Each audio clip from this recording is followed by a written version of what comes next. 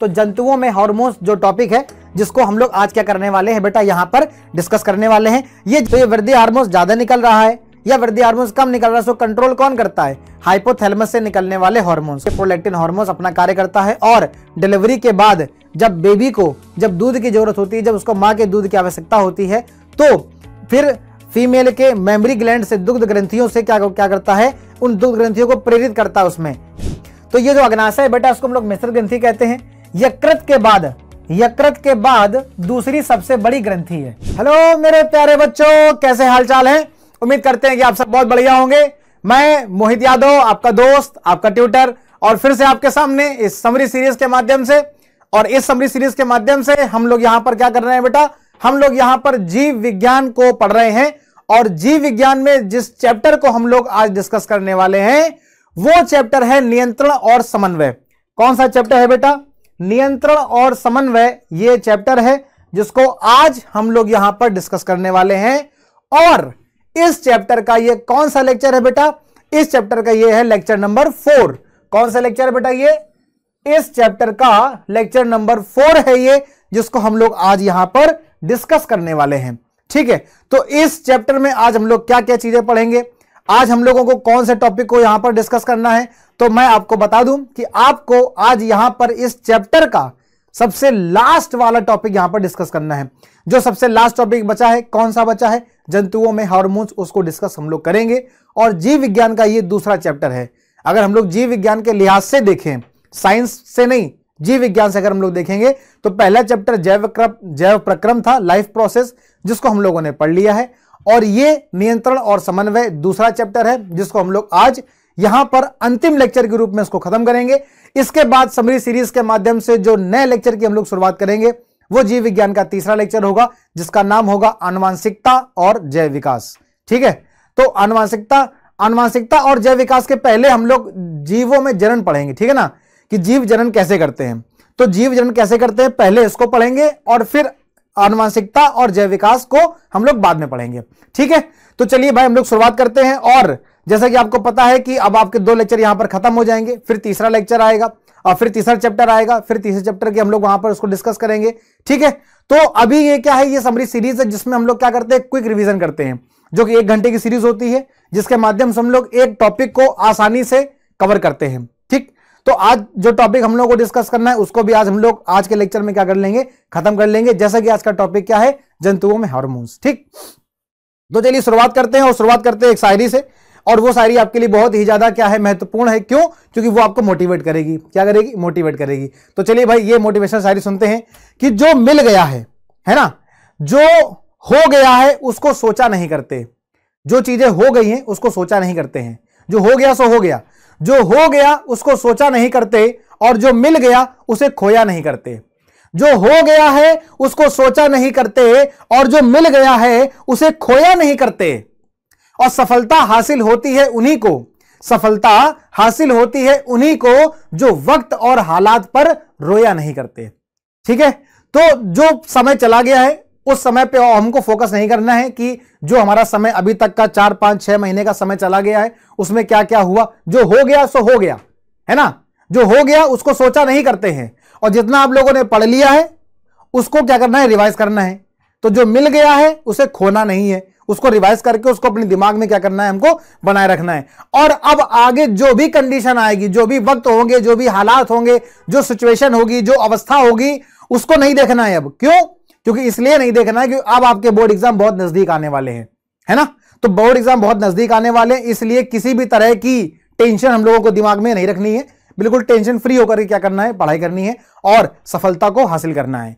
तो सफलता उन्हीं को हासिल होती है जो वक्त और हालात पर रोया नहीं करते हैं। तो वक्त और हालात को देखते हुए, उसको नजरअंदाज करते हुए, है ना, उसको नजरअंदाज करना है और आगे की पढ़ाई पर हम लोगों को फोकस करना है कि आप लोगों को इस बोर्ड एग्जाम में हर एक सब्जेक्ट में क्या करने हैं, अव्वल नंबर लेकर के आने हैं, है ना। मस्त एकदम 90% से ऊपर, है ना, 95, 98, 90 जो है 9, ऐसे आपके परसेंटेज में नंबर आने चाहिए। तो चलिए शुरुआत करते हैं और देखते हैं कि आज हम लोगों को किस टॉपिक को यहां पर डिस्कस करना था बेटा।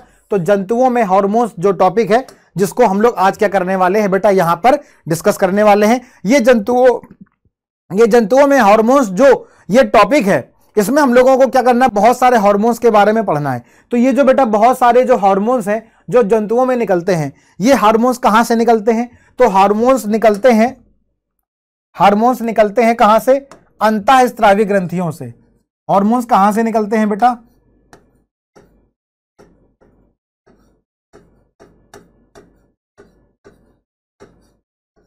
अंतःस्रावी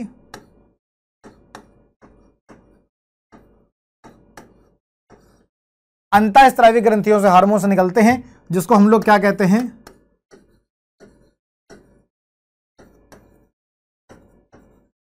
एंडोक्राइन ग्लैंड। क्या कहते हैं? एंडोक्राइन ग्लैंड कहते हैं, अंतःस्रावी ग्रंथि कहते हैं। ये अंतःस्रावी ग्रंथि क्या करती है बेटा? हार्मोन्स को रिलीज करती है, हार्मोन्स को स्रावित करती है। ठीक है, बहुत सारी तरह की यहां पर हम लोग जो है ग्रंथियों के बारे में डिस्कस करेंगे, जो अंतःस्रावी ग्रंथियां हैं। तो बहुत सारी ग्रंथियों के बारे में आज हम लोग यहां पर डिस्कस करेंगे और देखेंगे कौन सी ग्रंथि किस तरह के हार्मोन्स को निकालती है। ठीक है, तो ये चीज आज हम लोगों को यहां पर क्या करनी है बेटा? पढ़नी है। तो जैसा कि हम लोग देख रहे हैं जंतुओं में हार्मोन्स, और ये जो बेटा जंतुओं में हार्मोन्स है, हमने आपको क्या बताया? ये जो जंतुओं में हार्मोन्स है ये कहां से निकलते हैं बेटा? अंतःस्रावी ग्रंथियों का भाग होता है। किसका भाग होता है? अंतःस्रावी ग्रंथियों से ये हार्मोन्स निकलते हैं। ठीक है, और निकल कर क्या करते हैं? हमारी बॉडी में नियंत्रण और समन्वय को स्थापित करते हैं। हमारी बॉडी में किस तरह का हार्मोन्स निकल रहा है और वो किस चीज को रेगुलेट कर रहा है, इसी सब सारी चीजों को आज हम लोग यहां पर क्या करने हैं? पढ़ने वाले हैं। ठीक, तो अंतःस्रावी ग्रंथियों में बेटा कौन कौन सी ग्रंथियां आती हैं? अगर हम लोग बात करेंगे अंतःस्रावी ग्रंथियों की, तो यहां पर बेटा कौन कौन सी ग्रंथि आती है? तो सबसे पहले हम लोग पढ़ते हैं हाइपोथैलेमस के बारे में।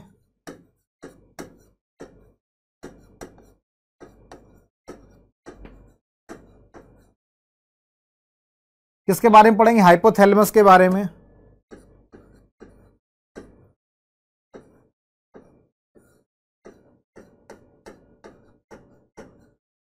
फिर पढ़ेंगे पीयूष ग्रंथि के बारे में।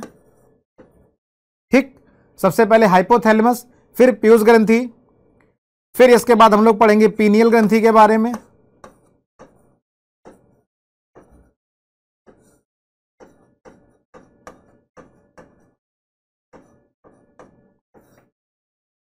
ये जो तीनों ग्रंथियां हैं, ये तीनों ग्रंथियां आपको कहां मिलेंगी बेटा? मस्तिष्क में।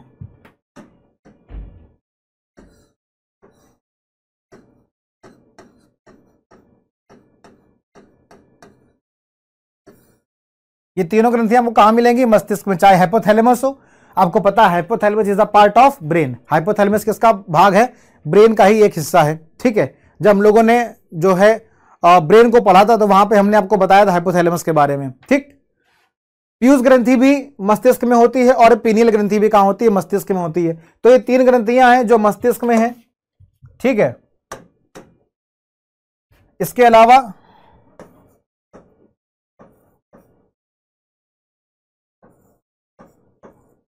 नंबर 4 और 5, तो नंबर चौथे पे हम लोग देखेंगे किसको?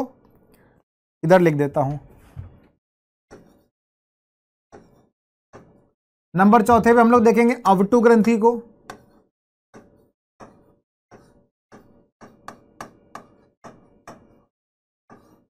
ठीक है, जिसको हम लोग क्या कहते हैं? थायराइड भी कहते हैं। अंग्रेजी नाम क्या है इसका?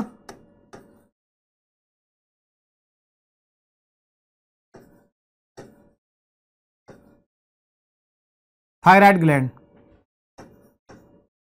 फिर हम देखेंगे परावटु ग्रंथि के बारे में।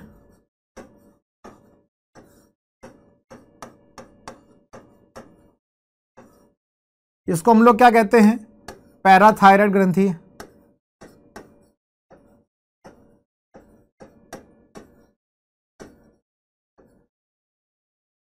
ठीक, अवटु ग्रंथि, परावटु ग्रंथि। अवटु को थायराइड ग्लैंड और परावटु को पैराथायराइड। तो इसके नाम अंग्रेजी में क्यों लिखे? क्योंकि थायराइड हिंदी में भी लिख करके आ जाता है ना, थायराइड ग्रंथि। और नहीं थायराइड लिख करके आ गया तो फिर अवटु तो होता ही है, परावटु पैराथायराइड हो जाता है। एक और यहां पर है थाइमस ग्रंथि है।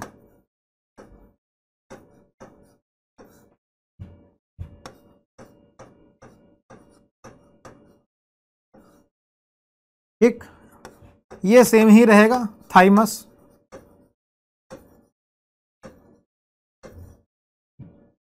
ये जो तीनों ग्रंथियां हैं बेटा, ये कहां पाई जाती है? गर्दन में।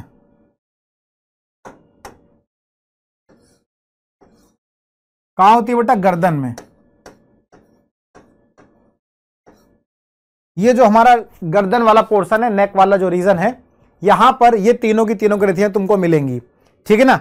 एक एक करके जब हम लोग ग्रंथि के बारे में पढ़ेंगे तो वहां पर आपको बताएंगे कौन सी ग्रंथि कहां पर होती है। तो अवटु, परावटु और थाइमस, ये तीनों कहां मिलेंगी बेटा?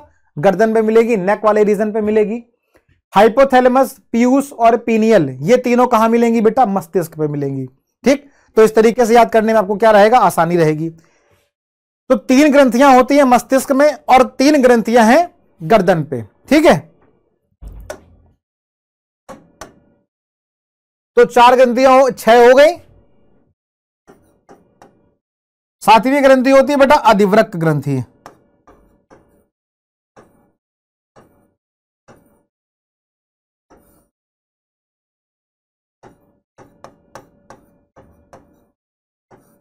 अंग्रेजी में कहते हैं एड्रीनल ग्लैंड।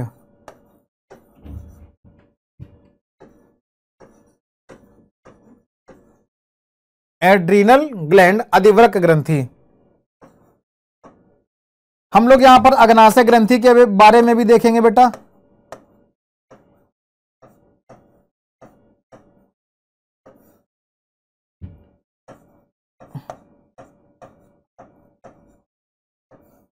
ठीक, पैंक्रियास ग्लैंड।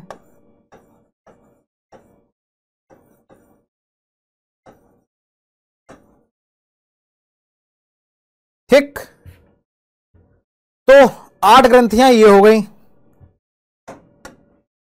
और एक हम लोग देखेंगे जनन ग्रंथियों के बारे में।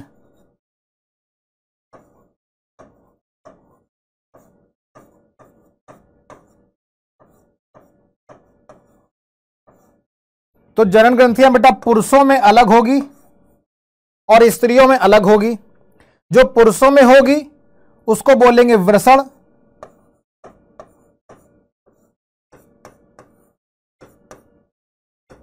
टेस्टिस, और जो स्त्रियों में होगी उसको बोलेंगे अंडाशय।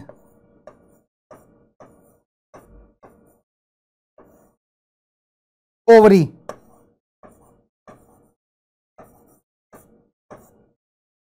तो इतनी चीजें आज हम लोगों को बेटा डिस्कस करनी है, ठीक है।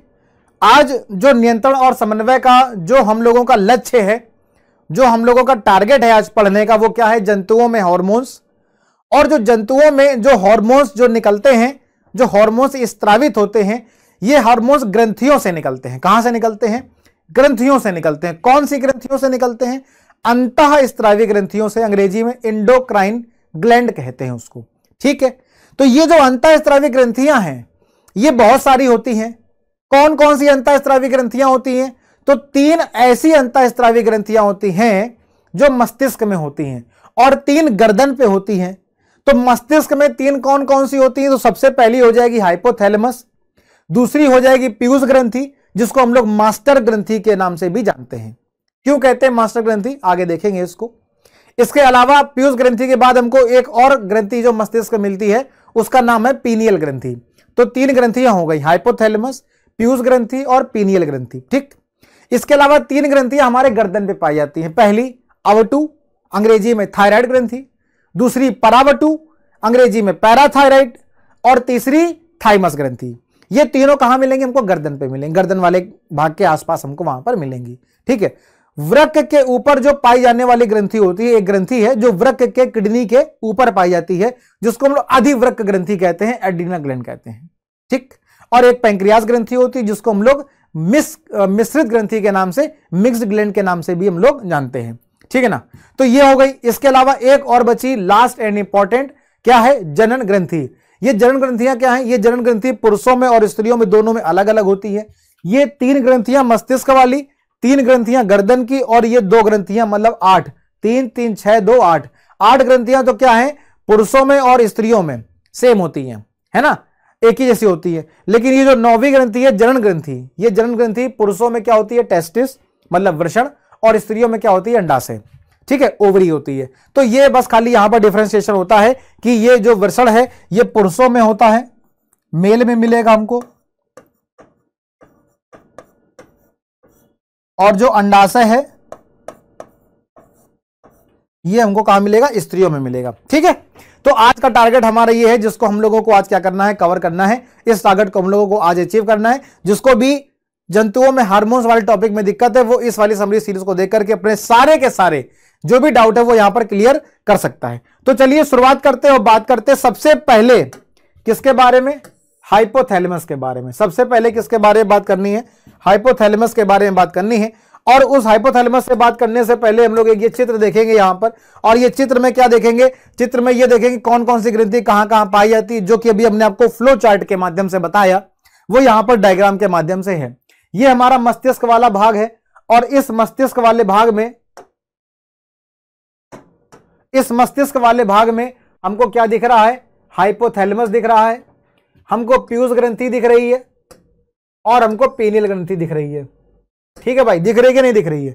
तीन तरह की ग्रंथियां हमको इस मस्तिष्क वाले भाग पे मिल रही हैं। पहला हमको हाइपोथैलेमस मिल रहा है, फिर हमको ये पीयूष ग्रंथि मिल रही है यहां पर, और इसी के पीछे की तरफ यहां पर हमको कौन सी मिल रही है, पीनियल ग्रंथि मिल रही है। तीनों ग्रंथियां कहां पे हैं, तीनों ग्रंथियां मस्तिष्क में हैं। अब हम आते हैं ये गर्दन वाले भाग में। ये जो गर्दन वाला भाग है, ये जो गर्दन वाला भाग है, यहां पर क्या है, ये देखो अवटु ग्रंथि है, ये परावटु ग्रंथि है, अवटु ग्रंथि के अंदर ही परावटु ग्रंथि होती है। ठीक, और ये थाइमस ग्रंथि है। ये कौन सी ग्रंथि है, थाइमस ग्रंथि है। तो तीन ग्रंथियां हमको गर्दन के आसपास वाले भाग पे हमको मिल गई। कितनी हो गई बेटा, 3 और 3 6। इसके बाद हम बात करेंगे अधिवृक्क ग्रंथि की, जो कहां पर होती है, जो वृक्क के ऊपर होती है। फिर ये अग्नाशय ग्रंथि, जिसको हम लोग मिश्रित ग्रंथि कहते हैं। ठीक, तो ये कितनी हो गई बेटा, 3 3 6 और 2 8। सेम यही हमको स्त्रियों में भी मिलेगी। ये स्त्री है, तो यहां पर देखो हाइपोथैलेमस भी वहीं पे है, जहां पर पुरुषों में है वहीं पर स्त्रियों में है। पीयूष ग्रंथि भी वहीं पर है, पीनियल ग्रंथि भी उसी जगह पर है, सेम लोकेशन। अवटु ग्रंथि भी हमको मिल गई, परावटु ग्रंथि भी है, थाइमस ग्रंथि भी है कि नहीं है, अग्नाशय भी उसी जगह पे है, अधिवृक्क ग्रंथि भी उसी जगह पे है। तो ये सारी की सारी चीजें हमको मिल गई। लेकिन अंतर कहां पर आ रहा है, अंतर आएगा अब यहां पर, इतना तो सब सेम हो गया, अंतर कहां आएगा, अंतर आएगा, ये पुरुष है तो पुरुष में जनन ग्रंथि के नाम पर यहां पर क्या मिल जाएगा बेटा, वृषण। क्या मिलेगा, वृषण। वही जब हम स्त्रियों की बात करेंगे तो यहां पर क्या मिलेगा, अंडाशय। क्या मिलेगा, अंडाशय। ठीक है, वृषण को अंग्रेजी में टेस्टिस और अंडाशय को अंग्रेजी में ओवरी के नाम से जानते हैं। तो ये चित्र के माध्यम से आप यहां पर इसको आसानी से देख सकते हैं। ठीक है, तो चलिए आगे बढ़ते हैं और शुरुआत करते हैं। जो सबसे पहली ग्रंथि हम लोगों को आज डिस्कस करनी है वो कौन सी है, वो हाइपोथैलेमस है। और जब हम हाइपोथैलेमस ग्रंथि के बारे में बात करेंगे, जब हम हाइपोथैलेमस ग्रंथि के बारे में बात करेंगे तो बेटा ये जो हाइपोथैलेमस ग्रंथि होती है, ये हाइपोथैलेमस किसी स्पेशल हार्मोन्स को स्रावित नहीं करती है। इस हाइपोथैलेमस ग्रंथि का काम क्या होता है, इसका काम होता है कि पीयूष ग्रंथि से निकलने वाले हार्मोन्स को कंट्रोल करना। क्या करना, पीयूष ग्रंथि से निकलने वाले जो हार्मोन्स हैं उसको कंट्रोल करना। किस तरीके से कंट्रोल करना, तो इस तरीके से कंट्रोल करती है कि पीयूष ग्रंथि से कौन सा हार्मोन्स निकलेगा या कौन सा हार्मोन्स नहीं निकलेगा, या किस हार्मोन्स को निकलना है और किस हार्मोन्स को नहीं निकलना है। ठीक है ना, तो ये डिसाइड कौन करता है, ये डिसाइड करती है हाइपोथैलेमस। तो हाइपोथैलेमस का काम क्या है, हाइपोथैलेमस का काम होता है कि इससे निकलने वाले जो हार्मोन्स हैं, हाइपोथैलेमस ग्रंथि से निकलने वाले जो हार्मोन्स होते हैं वो पीयूष ग्रंथि से स्त्रावित होने वाले हार्मोन्स के संश्लेषण और उनके स्त्राव का क्या करते हैं, नियंत्रण करते हैं। क्या करते हैं, पीयूष ग्रंथि से निकलने वाले हार्मोन्स के स्त्राव का, उनके संश्लेषण का नियंत्रण करते हैं, किस हार्मोन्स को निकलना है और किस हार्मोन्स को नहीं निकलना है। तो इसलिए ये दो तरह के हार्मोन्स होंगे, पहला मोचक हार्मोन्स होगा और दूसरा निरोधी हार्मोन्स होगा। मोचक हार्मोन्स को हम लोग अंग्रेजी में कहते हैं रिलीजिंग हार्मोन्स।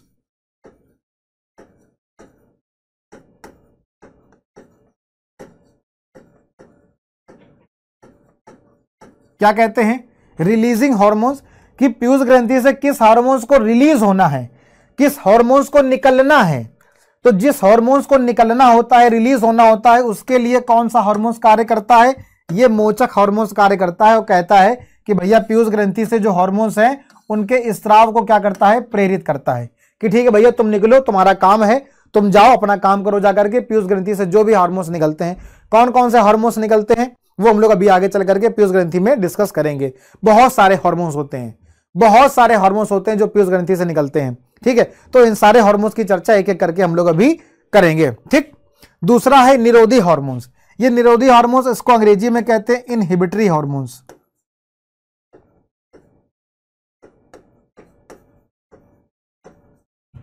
इनहिबिटरी मतलब इनहिबिट कर देता है, मतलब रोक देता है।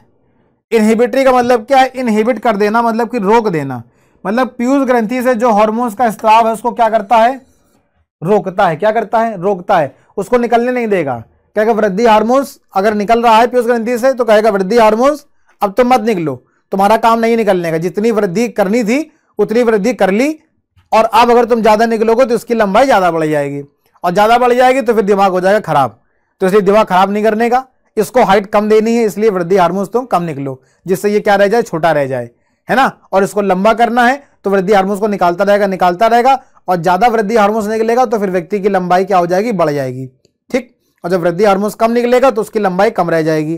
तो ये वृद्धि हार्मोन्स ज्यादा निकल रहा है या वृद्धि हार्मोन्स कम निकल रहा है, उसको कंट्रोल कौन करता है, हाइपोथैलेमस से निकलने वाले हार्मोन्स। कौन से हार्मोन्स होते हैं, या तो मोचक हार्मोन्स होगा या फिर निरोधी हार्मोन्स होगा। अंग्रेजी की बात करेंगे तो रिलीजिंग हार्मोन्स और इनहिबिटरी हार्मोन्स। ठीक, तो किस हार्मोन्स को निकलना है, किस हार्मोन्स को रोकना है, वो काम कौन कर रहा है, यहां पर हाइपोथैलेमस से निकलने वाले हार्मोन्स कर रहे हैं। अगर उदाहरण की बात करेंगे, जैसे भी हमने आपको एक उदाहरण बताया, कुछ उदाहरण यहां पर लिखे हुए हैं, जैसे कि क्या लिखा है, गोनेडोट्रोफिन मुक्तकारी हार्मोन्स, जिसको हम लोग शॉर्ट फॉर्म में कह सकते हैं GnRH, गोनेडोट्रोफिन रिलीजिंग हार्मोन्स। तो इसको क्या करना है, रिलीज होना। अब गोनेडोट्रोफिन रिलीजिंग हार्मोन्स कितने होते हैं बेटा, 2 होते हैं, पता है आपको। एक होता है LH और दूसरा होता है FSH। LH होता है ल्यूटिनाइजिंग हार्मोन्स और FSH होता है फॉलिकल स्टिमुलेटिंग हार्मोन्स, फॉलिकल प्रेरक हार्मोन्स, और ये LH हो जाएगा ल्यूटिनाइजिंग हार्मोन्स। ये दोनों ही क्या होते हैं, GnRH होते हैं, मतलब कि गोनेडोट्रोफिन मुक्तकारी हार्मोन्स होते हैं। ठीक, इसी तरीके से एक और उदाहरण यहां पर लिखा हुआ है सोमैटोस्टैटिन का। ये जो सोमैटोस्टैटिन है वृद्धि हार्मोन्स के स्त्राव को क्या करता है, रोकता है, रोधक है। किसका रोधक है, वृद्धि हार्मोन्स का रोधक है। तो वृद्धि हार्मोन्स को रोकना है तो फिर ये किसको निकालने लगेंगे, सोमैटोस्टैटिन को निकालेंगे। किसको निकालेंगे, सोमैटोस्टैटिन को निकालेंगे, जो क्या करेगा, वृद्धि हार्मोन्स को क्या कर देगा, रोक देगा कि भैया अब तुम वृद्धि ना करो, नहीं तो ज्यादा वृद्धि हो जाएगी तो उसकी लंबाई ज्यादा बढ़ जाएगी, है ना। तो फिर वो क्या करेगा, सो रोक देगा। तो इस तरीके से किसका काम होता है, हाइपोथैलेमस का काम होता है। एक बार फिर से समझते हैं, हाइपोथैलेमस हम लोगों ने क्या देखा कि हाइपोथैलेमस क्या करता है, हाइपोथैलेमस ऐसे हार्मोन्स को निकालता है जो हाइपोथैलेमस से निकलने वाले हार्मोन्स कोई स्पेशल काम नहीं करते हैं कि हाइपोथैलेमस से कोई हार्मोन्स निकल रहा वो कोई स्पेशल काम करे, है ना। जैसे कि बहुत सारे हार्मोन्स होते हैं, जैसे कि वृद्धि हार्मोन्स है, LH है, FSH है, अभी आगे हम लोग देखेंगे ACTH आएगा। बहुत सारे हार्मोन्स हैं, पैंक्रियाज से निकलने वाला इंसुलिन है, ग्लूकेगॉन है। इन सभी हार्मोन्स के क्या होते हैं, अपने अपने स्पेशल काम होते हैं, होते कि नहीं होते। इंसुलिन का अपना काम है, ग्लूकेगॉन का अपना काम है, लेकिन हाइपोथैलेमस से निकलने वाले किसी भी हार्मोन्स का, मोचक और निरोधी हार्मोन्स का कोई अपना स्पेशल काम नहीं है। क्या काम है इनका, इनका काम यह है कि पीयूष ग्रंथि से निकलने वाले जो हार्मोन्स हैं वो निकलेंगे या नहीं निकलेंगे, उनको निकालने के लिए प्रेरित करना है या फिर उनको रोकना है।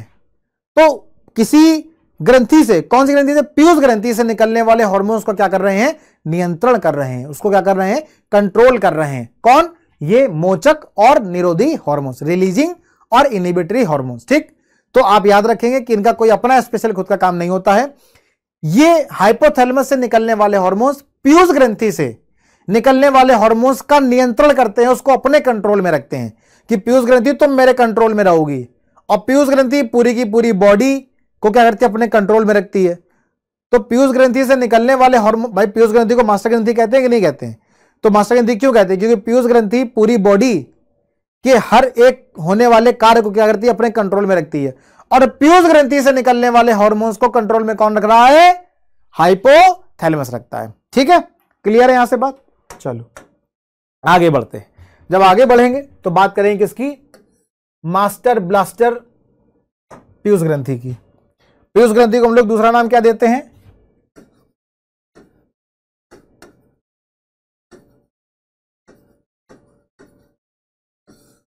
मास्टर ग्रंथि। पीयूष ग्रंथि को हम लोग दूसरा नाम क्या देते हैं? मास्टर ग्रंथि नाम देते हैं, मास्टर ग्लैंड कहते हैं। ये पीयूष ग्रंथि है, ये आपका मस्तिष्क वाला भाग है, और इस मस्तिष्क आपको पता है ये अग्र मस्तिष्क है। क्या है?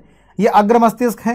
तो अग्र मस्तिष्क का बहुत बड़ा भाग है, हम लोगों ने देखा है, जिसको हम लोग प्रमस्तिष्क के नाम से जानते हैं।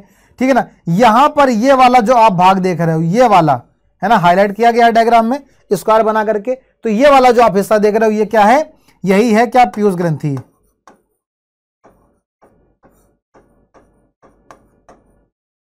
यही क्या है? पीयूष ग्रंथि है।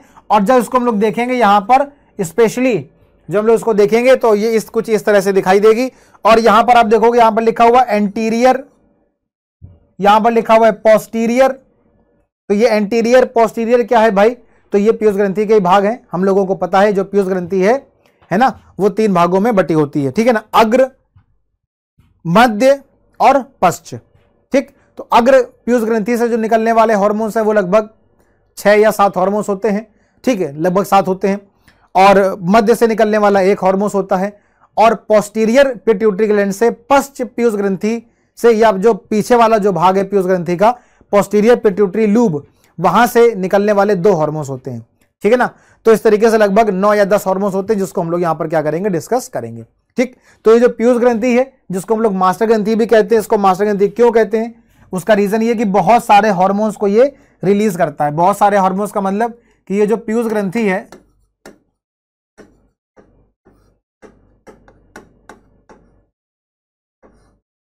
कितने भाग हैं इसके? 3।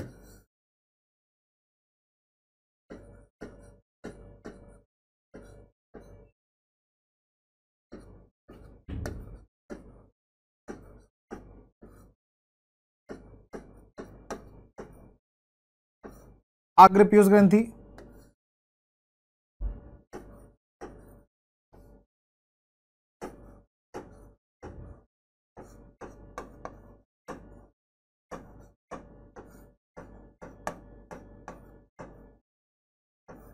मध्य पीयूष ग्रंथि,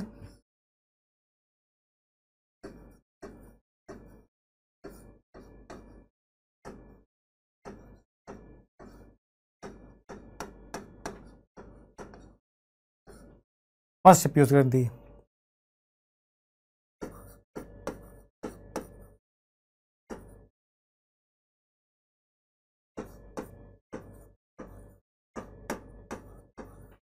एंटीरियर,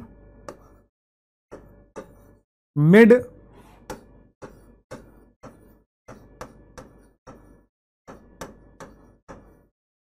और पोस्टीरियर। ठीक, अब ये जो बेटा अग्र पीयूष ग्रंथि है, ये जो अग्र पीयूष ग्रंथि है, इस अग्र पीयूष ग्रंथि से कौन कौन से हार्मोन्स निकलते हैं बेटा? तो इससे निकलने वाले हार्मोन्स यहां पर शॉर्ट फॉर्म में बताएंगे आपको हम, क्योंकि आगे सारा कुछ डिटेल फॉर्म में लिखा हुआ है। ठीक है,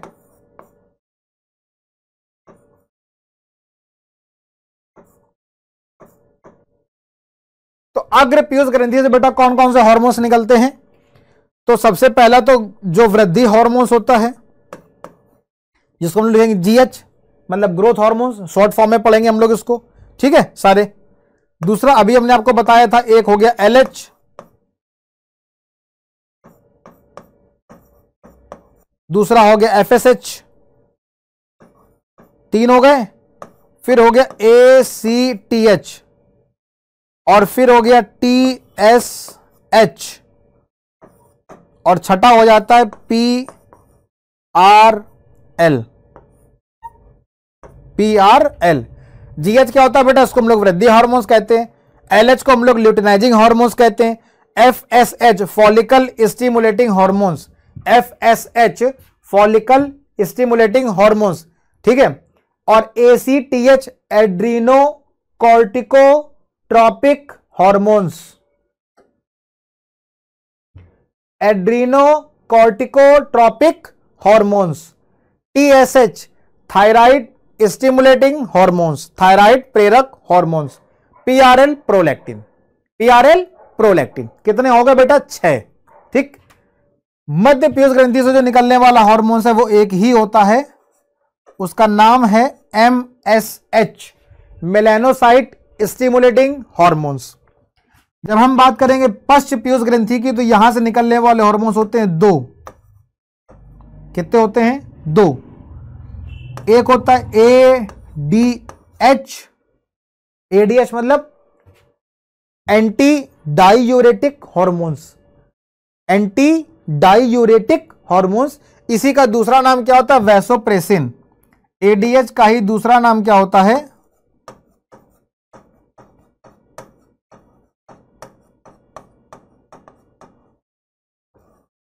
वैसोप्रेसिन, ठीक। और दूसरा होता है ऑक्सीटोसिन।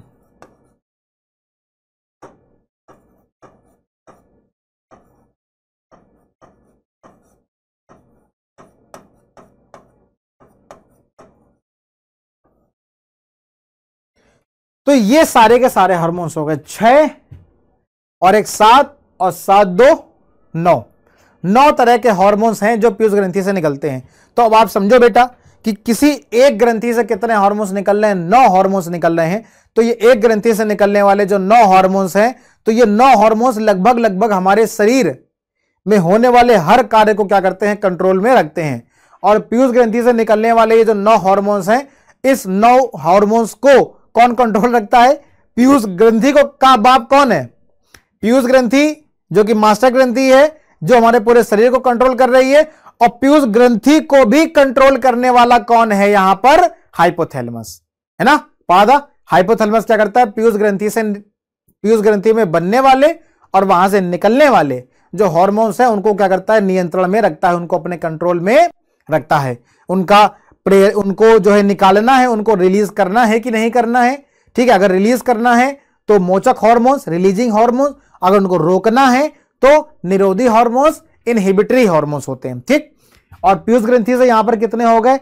अग्र पीयूष ग्रंथि से निकलने वाले कौन से हो गए? GH, LH, FSH, ACTH और TSH और PRL, ठीक है ना। वृद्धि हार्मोन्स और LH luteinizing hormones, FSH follicle stimulating hormones, ACTH adreno corticotropic hormones और TSH थायराइड स्टिमुलेटिंग हार्मोन्स और PRL हो गया प्रोलैक्टिन, ठीक है। मध्य पीयूष ग्रंथि से निकलने वाला एक है, कौन सा है? MSH है। मध्य पीयूष ग्रंथि से निकलने वाला एक है, कौन है? MSH है, मेलानोसाइट स्टिमुलेटिंग हार्मोन्स। वहीं पश्च पीयूष ग्रंथि से निकलने वाले हार्मोन्स कितने हैं? 2 हैं। एक ADH एंटी डायूरेटिक हार्मोन, जिसको हम लोग कहते हैं, जिसको हम लोग दूसरा नाम क्या है इसका? वैसोप्रेसिन भी है, इसको हम लोग वैसोप्रेसिन भी कहते हैं। और दूसरा हो जाएगा ऑक्सीटोसिन, ठीक है। इस जितने भी ये हार्मोन्स हैं सारे के सारे महत्वपूर्ण हैं और इन सारे हार्मोन्स को हम लोग क्या करेंगे? एक एक करके आगे चल करके डिस्कस करेंगे, ठीक है। तो पीयूष ग्रंथि के बारे में समझेंगे। तो पीयूष ग्रंथि क्या है बेटा? ये जो पीयूष ग्रंथि है, जिसको हम लोग क्या कहते हैं?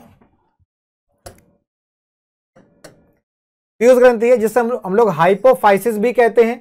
ये हाइपोथैलेमस के ठीक नीचे, हाइपोथैलेमस के ठीक नीचे पिट्यूटरी फोसा नामक एक हड्डी की संरचना में क्या होता है? स्थित होता है, ठीक है भाई। मनुष्य में जो ये पीयूष ग्रंथि है, इसका आकार कैसा है? अंडाकार होता है इसका आकार, ठीक है। और एक मटर के आकार की अंतःस्रावी ग्रंथि, अंडाकार है और मटर के आकार की अंतःस्रावी ग्रंथि है, जो सेला टर्सिका नामक एक सुरक्षात्मक हड्डी के घेरे में होती है, जिससे कि वो क्या रहे? वो वहां पर क्या रहे? सुरक्षित रहे। वो एक हड्डी का ढांचा है जो उस पीयूष ग्रंथि को क्या करता है? सुरक्षित रखता है, उस पर चोट या कोई भी खतरा वहां पर आने नहीं देता है, ठीक। पीयूष ग्रंथि जो स्रावित होने वाले हार्मोन्स है बहुत सारे हैं। वृद्धि हार्मोन्स है, ठीक है ना। रक्तचाप है, यौन अंगों से सभी कार्य जो है, या फिर थायराइड ग्रंथि और चयापचय के साथ साथ गर्भावस्था या फिर प्रसव या फिर स्तनपान की बात करें, या फिर गुर्दे में पानी और नमक की एकाग्रता या फिर तापमान के नियमन की बात करेंगे, इन सभी को नियंत्रित करता है। मतलब पीयूष ग्रंथि से जो निकलने वाले हार्मोन्स हैं वो इतने सारे काम को करता है, जिसकी वजह से क्या कहते हैं? इसको हम लोग मास्टर ग्रंथि के नाम से जाना जाता है। तो इसको मास्टर ग्रंथि क्यों कहते हैं? क्योंकि बेटा बहुत सारे कार्य को कंट्रोल करता है। कौन से बहुत सारे कार्य हैं? चाहे होने वाली वृद्धि हो, या रक्तचाप का प्रेशर हो, या फिर यौन अंगों के जो भी कार्य हैं, या फिर थायराइड ग्रंथि से, या फिर हमारे मेटाबॉलिज्म से जो भी कार्य हैं, या फिर हम डिलीवरी की बात करें, या फिर हम स्तनपान की बात करें, जब बेबी हो जाता है तो उसको जो दूध पिलाने का काम होता है, दूध कैसे निकलता है मेमरी ग्लैंड से, मेमरी ग्लैंड से दुग्ध ग्रंथियों से दूध निकलने को प्रेरित करने के लिए जो हार्मोन्स है वो यहाँ पर पीयूष ग्रंथि में होता है। ठीक है ना। गुर्दे में, हमारी किडनी में जो पानी या नमक की मात्रा को जो कंट्रोल करना होता है, या फिर हमारी बॉडी के टेम्परेचर को जो रेगुलेट करना होता है। तो ओवरऑल क्या हो गया, हमारी बॉडी में, हमारे शरीर में होने वाले जितने भी कार्य हैं, इन सभी कार्यों का नियंत्रण कौन कर रहा है? पीयूष ग्रंथि से निकलने वाले हार्मोन्स करते हैं। इसीलिए पीयूष ग्रंथि को हम लोग मास्टर ग्रंथि के नाम से जानते हैं। ठीक है, एक एक करके सभी की अगर हम लोग चर्चा करेंगे तो पीयूष ग्रंथि की हम लोग जब सबसे पहले बात करेंगे, जो अग्र पिट्यूटरी हार्मोन्स हैं, जो अग्र पिट्यूटरी हार्मोन्स हैं वो कौन कौन से बेटा? तो सबसे पहला हो जाएगा विकास हार्मोन्स, जिसको हम लोग ग्रोथ हार्मोन्स भी कहते हैं, जीएच। ठीक है ना। ये जीएच क्या करता है? ये जीएच शरीर में सभी कोशिकाओं की वृद्धि और उनकी मरम्मत के लिए जिम्मेदार होता है। तो शरीर में जो वृद्धि हो रही है उस वृद्धि के लिए जिम्मेदार कौन है? विकास हार्मोन जिम्मेदार है। ठीक है। इसके बाद बात करेंगे इसकी TSH, मतलब थायराइड उत्तेजक हार्मोन्स। जो थायराइड उत्तेजक हार्मोन्स है ये क्या करेगा? ये थायरॉक्सिन नामक हार्मोन्स को रिलीज करेगा। क्या करेगा? थायरॉक्सिन नामक हार्मोन्स को क्या करेगा? रिलीज करेगा। और अपने स्वयं के हार्मोन्स की रिहाई के लिए थायराइड ग्रंथि को क्या करेगा? प्रभावित करेगा। ठीक है। जब हम लोग अगले हार्मोन्स की बात करेंगे तो TSH के बाद आ जाएगा ACTH, एड्रीनोकॉर्टिकोट्रोपिक हार्मोन्स। ACTH का पूरा नाम क्या है बेटा? एड्रीनोकॉर्टिकोट्रोपिक हार्मोन्स। ठीक है। तो इसको हम लोग क्या कहते हैं? इसको हम लोग कॉर्टिसोल भी कहते हैं। क्या कहते हैं? कॉर्टिसोल भी कहते हैं, या तनाव हार्मोन्स भी कहते हैं। क्या कहते हैं? तनाव हार्मोन्स भी कहते हैं, जिसको जारी करने के लिए ये अधिवृक्क ग्रंथि को क्या करता है? प्रभावित करता है। जो TSH है ये थायराइड ग्रंथि को प्रभावित कर रहा है, जो ACTH है ये अधिवृक्क ग्रंथि को क्या कर रहा है? प्रभावित कर रहा है। इसीलिए पीयूष ग्रंथि से निकलने वाले जो भी हार्मोन्स हैं ये क्या करते हैं? ये शरीर की लगभग हर एक ग्रंथि को क्या करते हैं? अपने कंट्रोल में रखते हैं। ठीक है ना। तो जो ACTH है ये अधिवृक्क ग्रंथि को प्रभावित करता है। ACTH को कॉर्टिकोट्रोपिन के नाम से भी जाना जाता है। ठीक। अगले बात करेंगे जब तो आ जाएगा LH हार्मोन्स, ल्यूटिनाइजिंग हार्मोन्स। ठीक। जो LH है ल्यूटिनाइजिंग हार्मोन्स है, और एक और है कौन सा? FSH, follicle stimulating hormones. दोनों को एक साथ लिख दिया गया है। LH luteinising hormones, FSH follicle stimulating hormones. तो ये क्या करते हैं? ये बेटा सामूहिक रूप से, मतलब एक साथ सामूहिक रूप से इनको क्या जानते हैं? इनको हम लोग गोनेडोट्रोपिन जानते हैं। गोनेडोट्रोपिन की चर्चा हमने आपसे पहले करी थी, याद है आपको? गोनेडोट्रोपिन की चर्चा हमने आपसे पहले करी थी। यहां पर देखो क्या लिखा है, ये गोनेडोट्रोपिन मुक्तकारी हार्मोन्स, GnRH। गोनेडोट्रोपिन मुक्तकारी हार्मोन्स, GnRH। और ये गोनेडोट्रोपिन कितने थे? दो हमने आपको बताए थे, एक LH और एक FSH। तो LH और FSH को संयुक्त रूप से, सामूहिक रूप से क्या कहेंगे? गोनेडोट्रोपिन कहेंगे। ठीक है। क्या कहेंगे? गोनेडोट्रोपिन कहेंगे। तो वही चीज यहां पर लिखी हुई है कि LH और FSH दोनों को सामूहिक रूप से क्या कहते हैं? गोनेडोट्रोपिन कहते हैं। ठीक है। जो LH और FSH है ये पुरुषों में और महिलाओं में यौन और प्रजनन की विशेषताओं को क्या करते हैं बेटा? नियंत्रित करते हैं। जब सबसे आखिरी वाले की बात करेंगे, जिसको हम लोग प्रोलैक्टिन के नाम से जानते हैं, हमने आपको PRL के नाम से उसको बताया था। तो ये जो प्रोलैक्टिन है ये क्या करता है? स्तन में, फीमेल के जो स्तन होते हैं उसमें दूध का जो उत्पादन है, फीमेल में जो स्तन है उनमें जो दूध का उत्पादन है, उस उत्पादन को क्या करता है? ये प्रेरित करता है। कौन सा? प्रोलैक्टिन।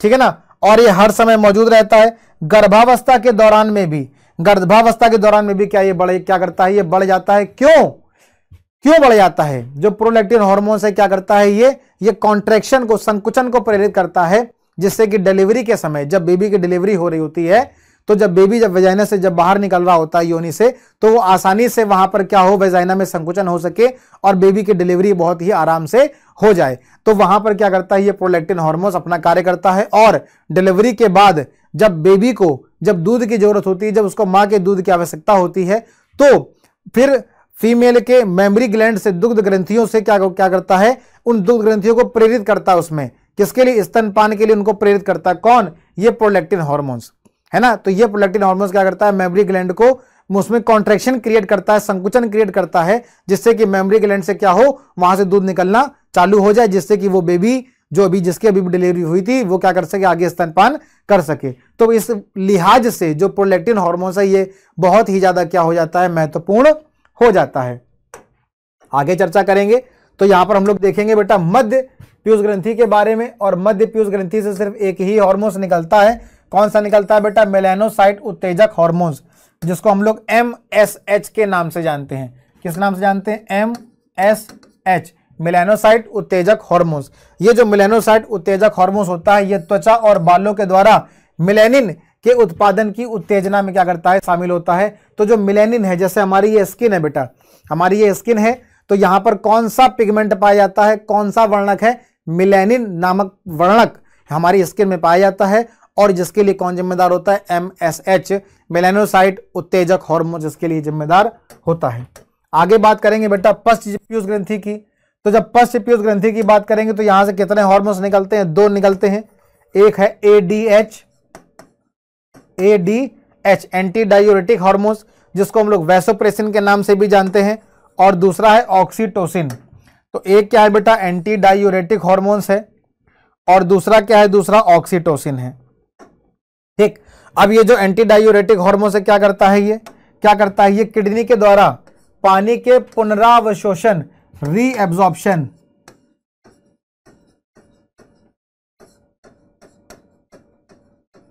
पानी के पुनरावशोषण रीएब्जॉर्प्शन को क्या करता है, प्रभावित करता है, और उसको प्रभावित करके शरीर में जल के संतुलन को बेटा नियंत्रित करता है।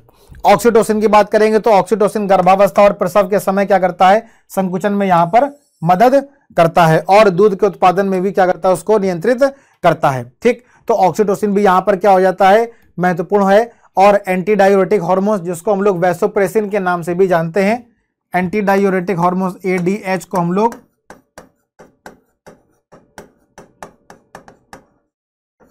वैसोप्रेसिन के नाम से भी जानते हैं। तो यहां पर ये किसके कार्य हो गए, सारे के सारे पीयूष ग्रंथि के कार्य हो गए। ठीक, तो ये हम लोगों ने किसके बारे में देखा, पीयूष ग्रंथि के बारे में देखा। पीयूष ग्रंथि जिसको हम लोग मास्टर ग्रंथि के नाम से जानते हैं, जो कि बहुत बड़ी है। क्यों बहुत बड़ी, क्योंकि इससे बहुत ज्यादा हार्मोन्स निकलते हैं, क्योंकि ये 3 भागों में विभाजित होती है, अग्र, मध्य और पश्च में। अग्र से 6 हार्मोन्स, मध्य से 1 और पश्च से 2 हार्मोन्स निकलते हैं, जिसके कार्य भी हम लोगों ने यहाँ पर डिस्कस कर लिए। जब आगे हम लोग बात करेंगे तो आगे बात करेंगे पीनियल ग्रंथि की, और हमने आपको बताया था ये पीनियल ग्रंथि भी कहाँ होती है बेटा, मस्तिष्क में होती है।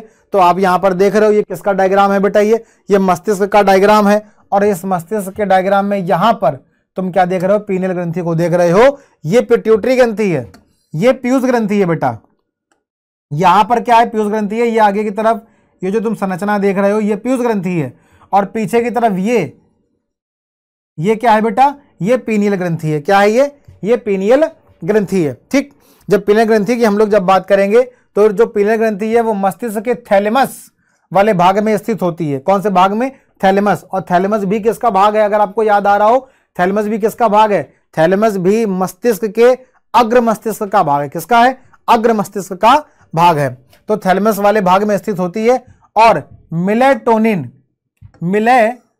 नामक हार्मोन को क्या करती है, स्रावित करती है, जो त्वचा के रंग को हल्का करता है, वह प्रतिरक्षा में क्या करता है, मदद करता है।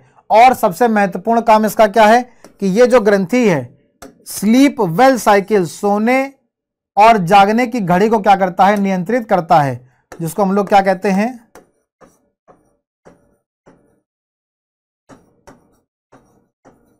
स्लीप वेल साइकिल के नाम से जानते हैं। जागने और सोने के चक्र को क्या करता है, नियंत्रित करता है। कौन करता है बेटा, पीनियल ग्रंथि करता है। तो ये वाला पॉइंट यहां पर क्या है, बहुत ही ज्यादा महत्वपूर्ण है। पीनियल ग्रंथि के बाद हम देखेंगे बेटा किसके बारे में, थायराइड ग्रंथि के बारे में। ठीक है ना, ये तीनों ग्रंथियां जो अभी तक हम लोगों ने डिस्कस करी, चाहे हाइपोथैलेमस हो या पीयूष ग्रंथि हो या फिर पीनियल ग्रंथि हो, ये तीनों ही ग्रंथियां कहां पे थी बेटा, हमारे मस्तिष्क में थी। अब हम आगे जो 3 ग्रंथियों की चर्चा करेंगे वो तीनों ग्रंथियां कहां पर हैं, हमारे मस्तिष्क में हैं। जब हम थायराइड ग्रंथि की बात करेंगे बेटा तो ये गर्दन वाला भाग है, जो कोई देखो यहाँ पर क्या लिखा है, लैरिंग्स लिखा हुआ है। ठीक है ना, और ये क्या लिखा है, ये ट्रैकिया लिखा है। तो तुमको याद आ रहा होगा जब हमने आपको रेस्पिरेटरी सिस्टम पढ़ाया था तो उस रेस्पिरेटरी सिस्टम में हमने जब तुमको फेफड़े का चित्र बताया था, तो उस फेफड़े के चित्र में सबसे ऊपर का ये जो भाग है जिसको हम लोग क्या कहते हैं, लैरिंग्स कहते हैं, ठीक है ना। इसको हम लोग साउंड बॉक्स भी कहते हैं, अगर तुमको याद आ रहा हो। इसको स्वर यंत्र भी कहते हैं, क्योंकि क्या होता है, यहाँ से ध्वनि उत्पन्न होती है। और फिर वहीं नीचे लंबी एक नलिका के आकार की संरचना थी जिसको हम लोग क्या कहते हैं, ट्रैकिया कहते हैं, ठीक। तो इस लैरिंग्स और ट्रैकिया के बीच में जो तुमको यहाँ पर इस तरह के ये जो दो लूब दिखाई दे रहे हैं, ये क्या है, ये थायराइड ग्रंथि है। जो दाईं तरफ है वो दायां है, दायां थायराइड ग्रंथि है, जो बाईं तरफ है वो बाएं थायराइड ग्रंथि है। तो ये पूरी कहाँ है, हमारे गर्दन वाले भाग में है, ठीक है। तो ये जो ग्रंथि है ये श्वास नली के पास स्थित होती है। शरीर की सबसे बड़ी अंतःस्रावी ग्रंथि होती है। यहां पर ये पॉइंट आप याद रखेंगे कि शरीर की सबसे बड़ी अंतःस्रावी ग्रंथि होती है और थायरॉक्सिन नामक हार्मोन्स को क्या करती है, स्रावित करती है, ठीक है ना। यहां से T3 और T4 हार्मोन्स भी निकलते हैं, T3 और T4 हार्मोन्स भी निकलते हैं, ठीक है। T4 को हम लोग थायरॉक्सिन कहते हैं, T3 को हम लोग ट्राईआइडोथायरोनिन कहते हैं, ठीक। करते क्या है बेटा, ये भोजन के ऑक्सीकरण और उसके भोजन के उपापचय की दर को नियंत्रित करते हैं, ठीक है ना। ये जो बेटा थायरॉक्सिन हार्मोन्स है, अगर इस थायरॉक्सिन हार्मोन्स की कमी हो गई तो ग्वाइटर नामक रोग हो जाता है। कौन सा रोग हो जाता है, ग्वाइटर नामक रोग हो जाता है। इसको हम लोग हिंदी में गलगंड के नाम से जानते हैं। बच्चों में क्रेटिनिज्म और वयस्कों में मिक्सेडिमा नामक रोग हो जाता है। आगे बात करेंगे बेटा, तो आगे बात करेंगे हम लोग पैराथायराइड ग्रंथि की, जिसको हम लोग परावटु ग्रंथि कहते हैं। और ये जो परावटु ग्रंथि है, इस परावटु ग्रंथि से जो निकलने वाला हार्मोन्स है वो क्या है, पैराथ हार्मोन है। क्या है, पैराथ हार्मोन है। ये भी हमारे गले में थायराइड ग्रंथि के पीछे, कहां पर बेटा, जो पैराथायराइड ग्रंथि है ये हमारे गले में थायराइड ग्रंथि के पीछे स्थित होती है, ठीक है। सबसे ज्यादा महत्वपूर्ण कि यह हार्मोन्स क्या करता है बेटा, कैल्शियम और फॉस्फेट के स्तर को क्या करता है, नियंत्रित रखता है, ठीक। इस हार्मोन्स की कमी से टेटानी नामक रोग हो जाता है। चित्र में आप लोग देख पा रहे होंगे, यहां पर आपको ये 1 2 3 1 2 3 और ये 4, ये 4 क्या है बेटा, 4 क्या है, ये पैराथायराइड ग्रंथि है जो थायराइड ग्रंथि के पीछे की ओर स्थित होती है, ठीक। इसके बाद हम लोग बात करेंगे थाइमस ग्रंथि की। इसके बाद हम लोग किसकी बात करेंगे बेटा, थाइमस ग्रंथि की बात करेंगे। थाइमस ग्रंथि भी हमारे गर्दन में ही होती है, थोड़ा सा नीचे की तरफ होती है, ठीक है ना, थोड़ा सा नीचे की तरफ होती है। जो थाइमस ग्रंथि है ये, इसको हम लोग प्रतिरक्षी ग्रंथि भी कहते हैं। क्या कहते हैं इसको हम लोग, प्रतिरक्षी ग्रंथि भी कहते हैं। और थाइमोसिन नामक हार्मोन्स को स्रावित करती है। क्या करती है, थाइमोसिन नामक हार्मोन्स को स्रावित करती है और हृदय के समीप पाई जाती है। कहां पाई जाती है, हृदय के समीप। आप ये जो चित्र देख रहे हैं बेटा, ये किसका चित्र है, ये रेस्पिरेटरी सिस्टम का चित्र है, श्वसन तंत्र का चित्र है, जिसमें आपको ये क्या दिखाई दे रहे हैं, ये 2 आपको फेफड़े दिखाई दे रहे हैं, ठीक। तो ये जो 2 फेफड़े हैं और ये 2 फेफड़े हैं और ये क्या है, पूरी श्वास नली है। ये क्या है, ये श्वास नली है। आगे चल करके श्वास नली ऐसे विभाजित हो जाती है, जिसको हम लोग ब्रोंकाई कहते हैं, ठीक है ना। याद आ रहा होगा आप लोगों को।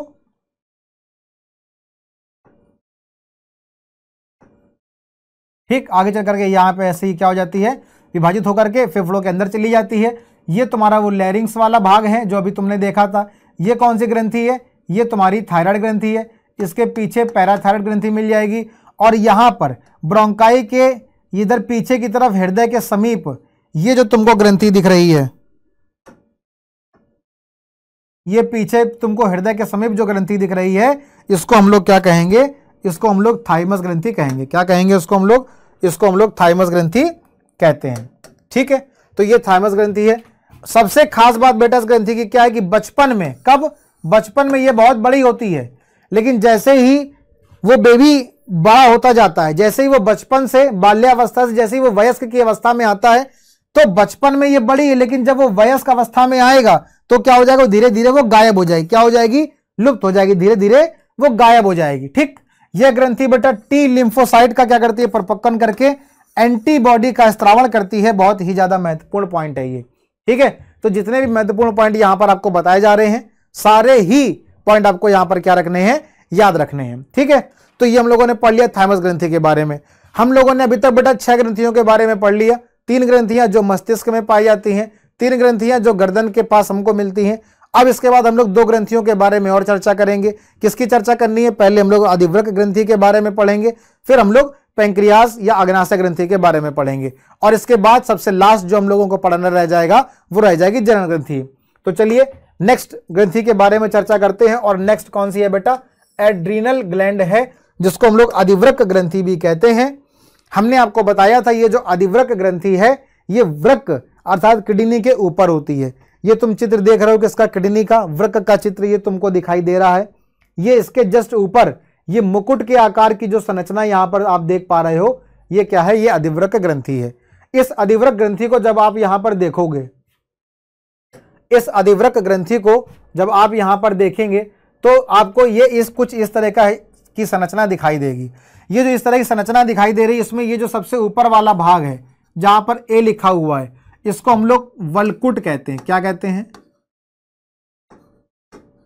वल्कुट कहते हैं। अंग्रेजी में इसको हम लोग कॉर्टेक्स कहते हैं, ठीक है। और ये जो बी वाला भाग देख रहे हो, ये अंदर वाला जो भाग है, ये बाहरी हिस्सा है बेटा। बाहरी जो तुमको पीले कलर का दिखाई दे रहा है, ये वाला ये जो बाहरी हिस्सा है, इसको क्या कहते हैं? वल्कुट अर्थात कॉर्टेक्स कहते हैं। लेकिन ये जो अंदर वाला हिस्सा है, ये वाला, ये जो अंदर का हिस्सा है, इसको क्या कहते हैं? इसको मध्यांश कहते हैं। क्या कहते हैं इसको? इसको मध्यांश कहते हैं। अंग्रेजी में इसको मेड्यूला कहते हैं। तो अगर बेटा एग्जाम में पूछ दिया जाए ये ए क्या है, तो ए वल्कुट है अर्थात कॉर्टेक्स है, और बी क्या है? तो बी मध्यांश है अर्थात मेड्यूला है, ठीक। और जब हम इसकी हम लोग बात करेंगे यहां पर पॉइंट की, तो जो अधिवृक्क ग्रंथि है बेटा, ये वृक्क के ऊपर स्थित होती है। कहां होती है? वृक्क के ऊपर स्थित होती है। यह ग्रंथि संकट के समय, जब कोई इमरजेंसी हो, कोई संकट हो, या फिर क्रोध के समय, जब क्रोध बहुत ज्यादा आ रहा होता है, जब गुस्सा बहुत ज्यादा आ रही होती है उस समय, ठीक है, क्रोध के समय सबसे ज्यादा क्या होती है? सक्रिय होती है, ठीक। तो जब कोई संकट, कोई परेशानी होती है, या फिर जब बहुत ज्यादा गुस्सा आ रही होती है, उस समय क्या होती है? ये ग्रंथि बहुत ही ज्यादा सक्रिय होती है। इस ग्रंथि के बाहरी भाग को बेटा कॉर्टेक्स कहते हैं, और जो इसका भीतरी भाग है उसको मेड्यूला कहते हैं। कॉर्टेक्स को हिंदी में वल्कुट और मेड्यूला को हिंदी में मध्यांश कहते हैं। ये हो गया एक पॉइंट। जब दूसरे पॉइंट की चर्चा करेंगे बेटा, तो ये जो कॉर्टेक्स वाला रीजन है, कौन सा? ये कॉर्टेक्स वाला। इस कॉर्टेक्स वाले रीजन से जो हार्मोन्स निकलता है उसको कॉर्टिसोल हार्मोन्स कहते हैं। कॉर्टेक्स वाले हार्मोन से, कॉर्टेक्स वाले रीजन से जो हार्मोन्स निकलता है उसको कॉर्टिसोल हार्मोन्स कहते हैं, जिसको हम लोग जीवन रक्षक हार्मोन्स भी कहते हैं। क्या कहते हैं? जीवन रक्षक हार्मोन्स भी कहते हैं, ठीक। इसी को हम लोग क्या कहते हैं? जीवन रक्षक हार्मोन्स, लाइफ सेविंग।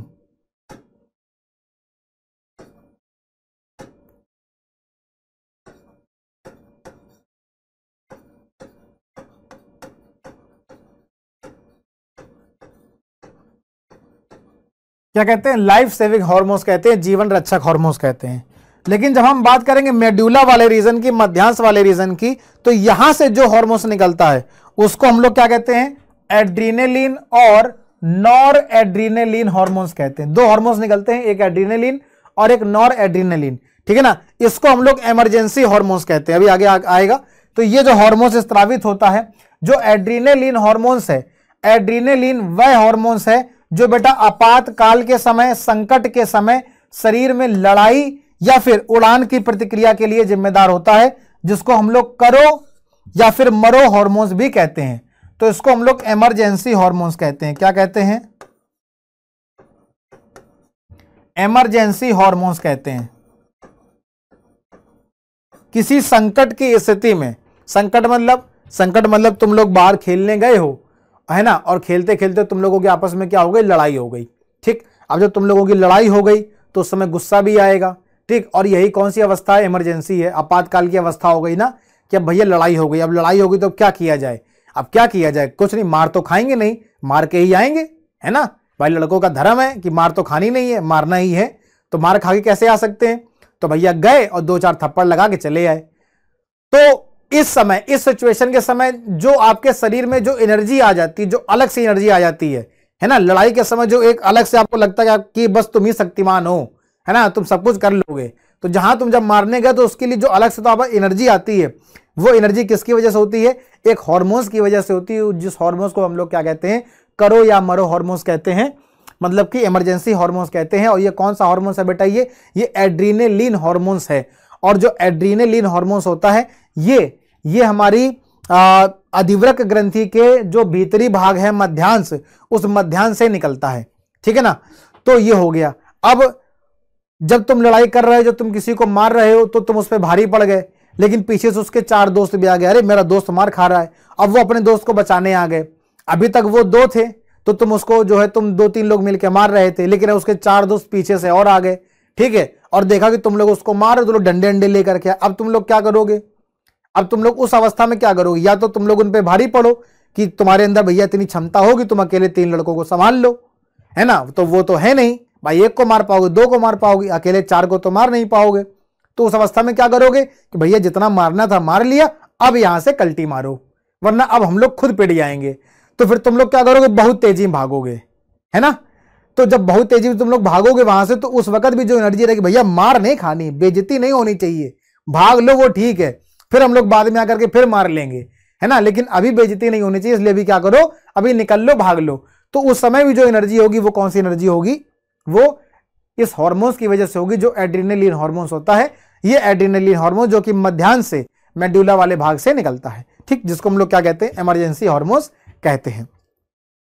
अगला पॉइंट क्या कह रहा है कि बेटा मनुष्य में संकट के समय, कब? संकट के समय, जब बीपी बढ़ जाता है, रक्त दाब, हृदय स्पंदन, या फिर ग्लूकोज का स्तर, या फिर रक्त संचार आदि को क्या कर देता है? बढ़ा देता है, ठीक है ना। जब गुस्सा आ रहा होता है, जब ये सारी सिचुएशंस हो रही होती हैं, तो ऑटोमेटिक क्या होता है बेटा? तुम्हारे हृदय की धड़कन क्या हो जाती है? बढ़ जाती है।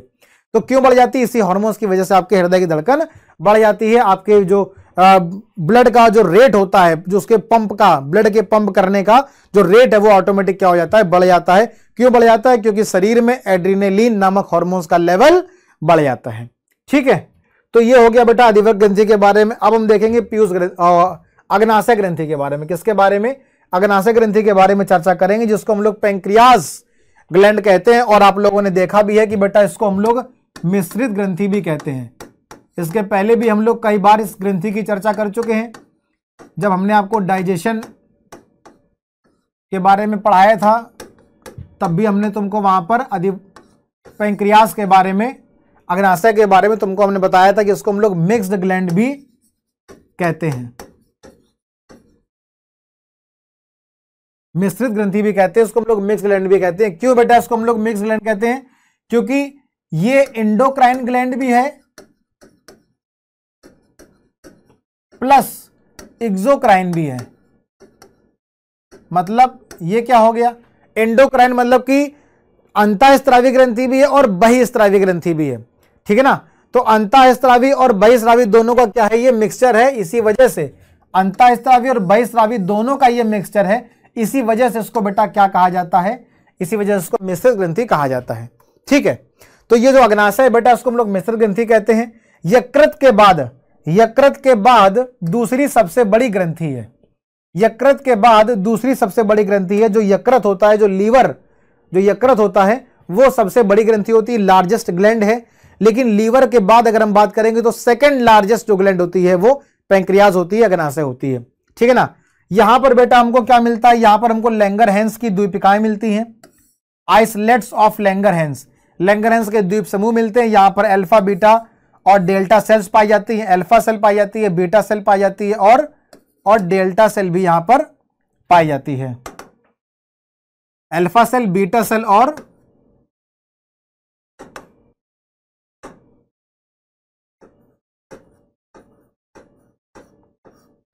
डेल्टा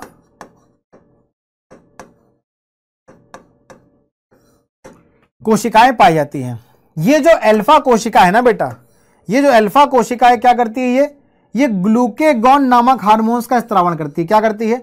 ग्लूकेगॉन नामक हार्मोन्स का स्त्राव करती है, जो रक्त में ग्लूकोज के स्तर को बढ़ाता है। क्या करता है? रक्त में ग्लूकोज के स्तर को बढ़ाता है। वहीं अगर हम बात करेंगे बीटा कोशिकाओं की, तो बीटा कोशिकाएं जस्ट उल्टा काम करती हैं। बीटा कोशिकाओं से जो निकलने वाला हार्मोन्स है वो इंसुलिन हार्मोन्स होता है, और ये जो इंसुलिन हार्मोन्स है ये रक्त में ग्लूकोज के लेवल को कम करता है। बीटा कोशिका रक्त में ग्लूकोज के लेवल को कम करती है, अल्फा कोशिका रक्त में ग्लूकोज के स्तर को बढ़ाती है। तो दोनों एक दूसरे के अपोजिट में काम करते हैं, है ना। रक्त में ब्लड में जब ग्लूकोज का लेवल बढ़ रहा होता है तो उस बढ़े हुए लेवल को ये जो इंसुलिन नामक हार्मोन्स है जो बीटा कोशिका से निकल रहा है, जो कि लैंगरहैंस की द्वीपिकाओं में पाया जाता है, जो अग्नाशय ग्रंथि में पाई जाती है।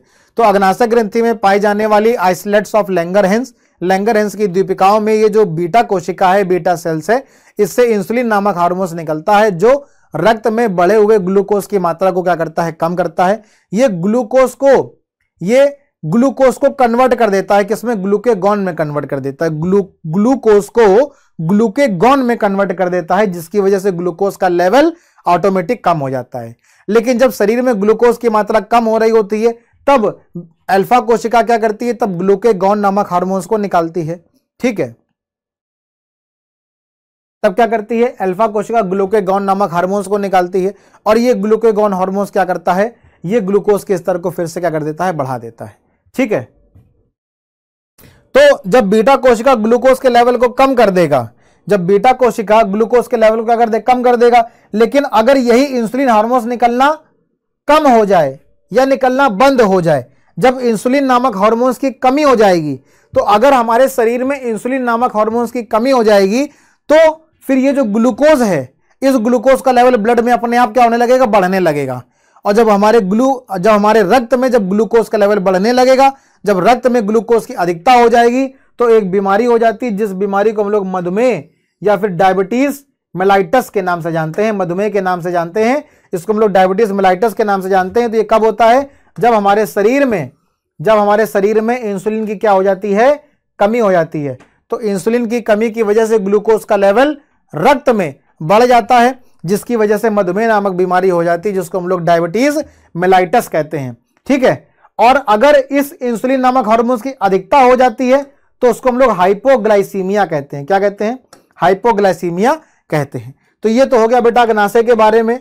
अब सबसे लास्ट और सबसे अंतिम जो ग्रंथि रह गई है वो है जनन ग्रंथि। और जनन ग्रंथि हमने आपको बताया था कि ये जो जनन ग्रंथि है ये दो तरह की होगी। जब हम बात करेंगे पुरुषों में तो पुरुषों में ये होगी वृषण, और जब हम बात करेंगे स्त्रियों में तो स्त्रियों में ये होगी अंडाशय। तो पुरुषों में क्या होती है, पुरुषों में वृषण है और स्त्रियों में क्या है, अंडाशय है, ठीक है। वृषण जो मेल हार्मोन्स निकालता है उस मेल हार्मोन्स को टेस्टोस्टेरोन कहते हैं, और अंडाशय जो फीमेल हार्मोन्स निकालता है उसको हम लोग एस्ट्रोजन कहते हैं। हालांकि प्रोजेस्टेरोन भी निकलता है, लेकिन टेस्टोस्टेरोन क्या है, टेस्टोस्टेरोन मेल हार्मोन्स होता है, नर हार्मोन्स है, और अंडाशय से निकलने वाला जो एस्ट्रोजन हार्मोन्स है इसको हम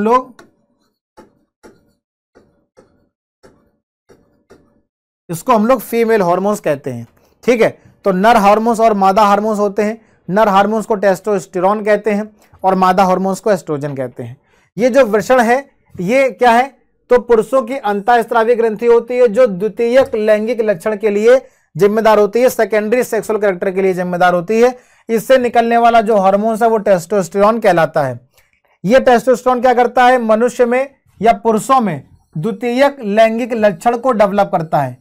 ये बेटा सेकेंडरी सेक्सुअल कैरेक्टर, द्वितीयक लैंगिक लक्षण क्या होते हैं, जैसे कि दाढ़ी और मुछ का आ जाना, जैसे कि पुरुषों में आवाज का भारी होना, इन सब चीजों के लिए कौन जिम्मेदार है, ये जो मेल हार्मोन्स है जिसको हम लोग टेस्टोस्टेरोन कहते हैं, ये इसके लिए जिम्मेदार होता है, ठीक है ना। इसके अलावा शुक्राणुओं के निर्माण की प्रक्रिया भी प्रारंभ होती है इसी टेस्टोस्टेरोन नामक हार्मोन्स की वजह से। तो ये जो शुक्राणुओं के निर्माण की प्रक्रिया है जिसको हम लोग क्या कहते हैं, स्पर्मेटोजेनेसिस कहते हैं। स्पर्मेटोजेनेसिस एक प्रक्रिया होती है जिसके माध्यम से शुक्राणुओं का निर्माण होता है। अगर हम बात करेंगे अंडाशय की, तो अच्छा ये जो टेस्टिस है ये भी देखो संख्या में दो हैं, एक आपको इधर दिखाई दे रहा है, एक आपको इधर दिखाई दे रहा है। कितने संख्या में दो हैं। जब अंडाशय की बात करोगे तो ये भी संख्या में दो होते हैं, एक तुमको इधर दिखाई दे रहा है, एक तुमको इधर दिखाई दे रहा है। तो चाहे वृषण हो या अंडाशय हो, संख्या में कितने होते हैं, दो होते हैं, अर्थात एक जोड़ी होते हैं। तो अंडाशय भी दो गुलाबी संरचनाएं होती हैं, शरीर के अंदर स्थित होती हैं, ठीक है ना। ये जो अंडाशय है ये शरीर के अंदर स्थित होता है, जबकि ये जो टेस्टिस है जो वृषण है ये पुरुषों में उदर गुहा के बाहर स्थित होते हैं। वृषण उदर गुहा के बाहर क्यों स्थित होते हैं? क्योंकि शरीर के तापमान से 2 से 2.5 डिग्री सेल्सियस कम टेम्परेचर इनको चाहिए होता है। क्यों? जिससे ये शुक्राणुओं का निर्माण कर सके, जिससे ये स्पर्मेटोजेनेसिस की प्रक्रिया को कर सके। तो स्पर्मेटोजेनेसिस की प्रक्रिया के लिए, शुक्राणुओं के निर्माण के लिए हमारे शरीर के तापमान की तुलना में 2 से 2.5 डिग्री सेल्सियस कम तापमान की आवश्यकता होती है। इसीलिए जो ये वृषण है ये शरीर के बाहर उदर गुहा में स्थित होते हैं। ठीक है। फीमेल में जो 2 हार्मोन्स होते हैं, जिसमें एक हार्मोन एस्ट्रोजन होता है, दूसरा प्रोजेस्टेरोन होता है, निकलते हैं। और फीमेल में द्वितीयक लैंगिक लक्षणों के लिए क्या होते हैं? उत्तरदायी होते हैं। फीमेल में कौन कौन से द्वितीयक लैंगिक लक्षण होते हैं? जैसे कि फीमेल की जो आवाज है वो क्या हो जाती है? पतली हो जाती है। ठीक है, फीमेल की आवाज क्या हो जाती है? पतली हो जाती है ना। उनके जो पेल्विक रीजन है, जो कमर के जो कमर का हिस्सा होता है या जो कमर के नीचे का हिस्सा होता है वो क्या हो जाता है? वो चौड़ा हो जाता है। पुरुषों में कंधे चौड़े होते हैं, लेकिन स्त्रियों में जो कमर का हिस्सा है या जो कमर के नीचे का हिस्सा है वो चौड़ा होता है। ठीक है। इसी प्रकार स्त्रियों में जो मेमोरी ग्लैंड होती है, जो दुग्ध ग्रंथियां होती है, उनका विकास होने लगता है। तो ये भी क्या है? सेकेंडरी सेक्सुअल कैरेक्टर है, द्वितीयक लैंगिक लक्षण है, जो कहाँ किसमें होता है? फीमेल में होता है।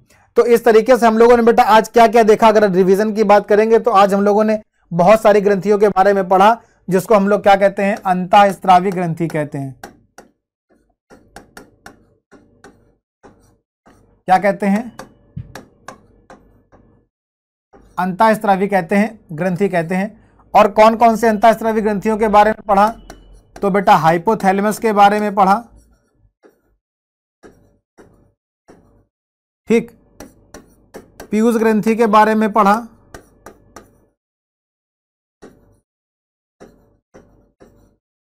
ठीक। पीनियल ग्रंथि के बारे में पढ़ा। पहले सारे नाम हिंदी में लिखे थे, अब सारे नाम अंग्रेजी में लिख दे रहे हैं। ठीक। ये तीनों ही कहां होते हैं? मस्तिष्क में। इसके बाद थायराइड ग्रंथि के बारे में पढ़ा।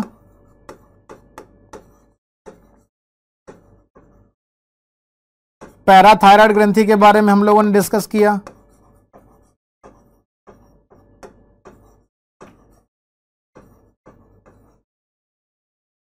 फिर हम लोगों ने थाइमस ग्रंथि के बारे में पढ़ा।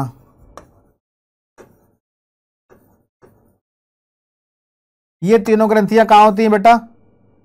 कह सकते हैं हमारे गर्दन वाले रीजन पे ना, नेक वाले रीजन पे। ठीक। तो 3 ये हो गई, 3 ये हो गई, 6। इसके अलावा हम लोगों ने एड्रीनल ग्रंथि के बारे में डिस्कस किया।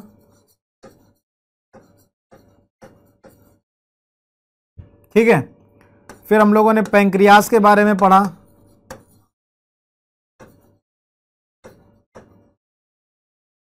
और फिर हम लोगों ने पढ़ा रिप्रोडक्टिव ग्लैंड के बारे में, जनन ग्रंथियों के बारे में।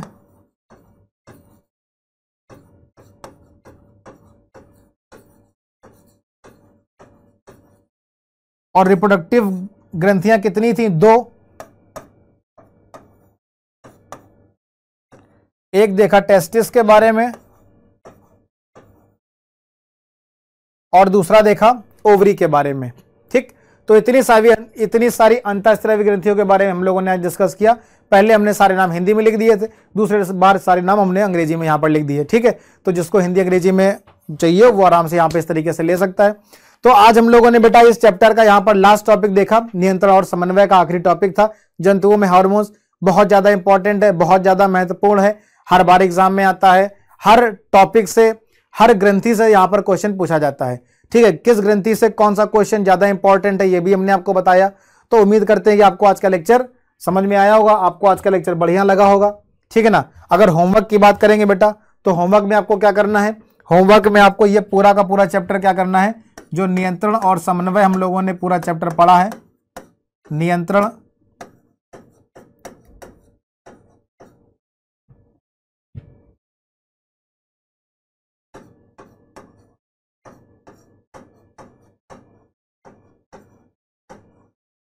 जो नियंत्रण और समन्वय हम लोगों ने पढ़ा, इस नियंत्रण और समन्वय में हम लोगों ने तंत्रिका तंत्र के बारे में पढ़ा है।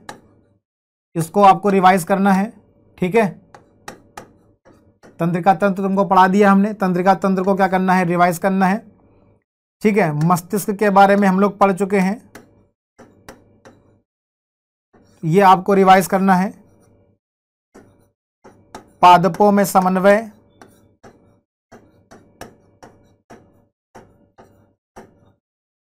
ये पढ़ चुके हैं। और आज हम लोगों ने जिस टॉपिक को डिस्कस किया,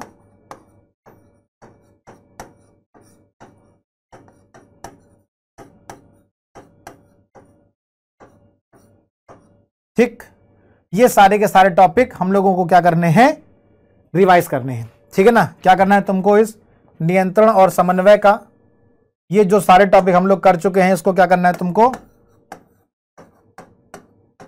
फिर से रिवाइज करना है, क्योंकि तुमको पता है कि अब वक्त और हालात से डरने का समय नहीं है। अब क्या है, अब काम है रिवीजन का। अब किसी भी वक्त और हालात को नज़रअंदाज करते हुए क्या करना है तुमको, अपनी पढ़ाई पर फोकस करना है, क्योंकि यही वो समय है जब आप मेहनत करके कुछ भी हासिल कर सकते हैं। जितने परसेंटेज आप चाहते हैं उतने परसेंटेज आप आज से अगर मेहनत करना चालू कर देंगे तो आज से आप लोग क्या कर सकते हैं, अपने रिजल्ट को बदल सकते हैं। ठीक है ना, तो अगर तुमको अपने रिजल्ट को बदलना है, अगर तुमको मेहनत करनी है, तो तुमको क्या करना पड़ेगा, तुमको आज से मेहनत चालू करनी पड़ेगी। और आज से भी है ना, अभी भी कोई बहुत ज़्यादा समय नहीं निकला है। अगर अभी भी अगर आप मेहनत करेंगे तो आप क्या कर सकते हैं, आप आसानी से अपने सिलेबस को ख़त्म कर सकते हैं, उसको अच्छे से रिवाइज कर सकते हैं। और जब चीज़ों को आप बार बार रिवाइज करेंगे तभी वो चीज़ें आपको क्या होंगी, याद होंगी। इसलिए टाइम से सिलेबस खत्म करो अपना।